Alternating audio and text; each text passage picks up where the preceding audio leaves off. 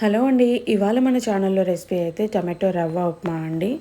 Welcome back to Kashvika's food. కావాల్సిన పదార్థాలు ఇక్కడ నేను లిస్ట్ అవుట్ చేశాను, చూసేసేయండి. సో మోస్ట్‌లీ చాలామందికి ఉప్మా అంటే అబ్బా! ఉప్మానా ఇవ్వాలా అన్నట్టు అనిపిస్తుంది కదా! బట్ ఎవరైతే డైట్ ఫాలో అవుతున్నారో వాళ్ళకైతే ఇది మంచి ఫుడ్ అని చెప్పొచ్చండి. ఎందుకంటే దీనివల్ల వెయిట్ లాసే గానీ వెయిట్ గెయిన్ అయితే అవ్వము. సో చాలామంది ఉప్మానా నేను తినలేను అట్లా ఇట్లా అనుకుంటుంటారు కదా! బట్ అది కూడా యమ్మీగా చేసుకుంటే మనకి ఇంకోసారి కూడా చేసుకొని తినాలనిపించే ఇంట్రెస్ట్ అయితే ఖచ్చితంగా వస్తుంది. ఒక్కసారి నేను ఫాలో అయిన మెథడ్ కూడా ఒక్కసారి మీరు చేసి చూడండి. చూడండి, ఇక్కడ బాండీలో నేను కొంచెం ఆయిల్ అయితే యాడ్ చేసుకున్నానండి. ఆ తర్వాత ఆవాలు, అలాగే కొంచెం శనగపప్పు, అలాగే మినపప్పు వేసుకొని కొంచెం దూరగా అయితే ఫ్రై చేసుకున్నానండి.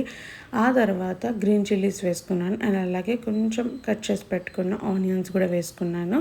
అండ్ అలాగే టేస్ట్ కోసం కొంచెం కర్రీ లీవ్స్ కూడా వేసుకొని ఆయిల్లోకి అయితే బాగా ఫ్రై చేసుకుంటున్నానండి.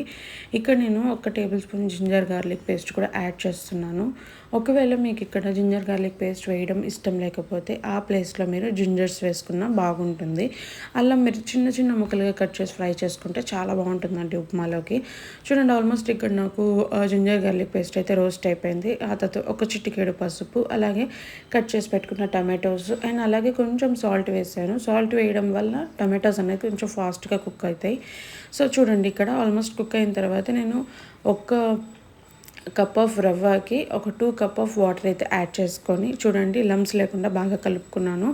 అలాగే మూత పెట్టుకుంటూ అడ్జస్ట్ చేసుకుంటూ నేనైతే బాగా మంచి కన్సిస్టెన్సీ వచ్చే వరకు పెట్టుకున్నానండి.